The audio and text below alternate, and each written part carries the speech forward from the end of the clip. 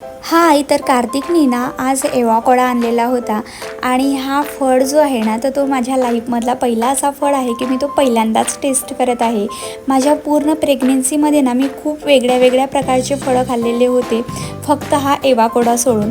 आणि इकडे ना डुगू कशामुळे कन्फ्यूज होता तर माहिती नाही, तर जेव्हापासून तो बोलायला लागलेला आहे, त्याला सगळ्या गोष्टी समजायला लागलेल्या आहेत, तेव्हापासून तो मला वेगळ्या प्रकारचे प्रश्न विचारत असतो।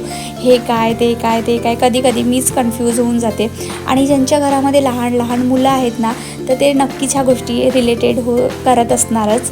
आणि त्यानंतर ना मी एवोकाडोची टेस्ट केली, तर तुम्ही माझी रिॲक्शन बघू शकताच की मी कशी रिॲक्शन दिली। तर मला हा फळ अजिबातच आवडला नाही। त्यांना मी विचारलं कार्तिकला की तुम्हाला हा फळ आवडला का म्हणून, त्यांनी जेमतेम व्हिडिओपुरतं हो म्हटलं, पण त्यांनाही काही हा फळ आवडलेला नाही। त्यानंतर ना डुगूला तर अजिबातच नाही, कारण त्याची रिॲक्शन तुम्ही बघा, त्याने कोलंडीच टाकली डायरेक्ट। आणि त्यानंतर ना कार्तिक म्हणत होते की हा फळ विनाकारणच वेस्ट जाईल, त्याच्यामुळे डुगू तू खाऊनच घे, याच्यामध्ये खूप विटॅमिन्स आहेत, असं तसं त्याला म्हणून ना मुद्दामूनच चारून देत होते। पण डुगूही तुम्हाला माहितीच आहे, ऑफकोर्स आम्ही दोघं असे आहोत तर तोही तसाच असणार ना।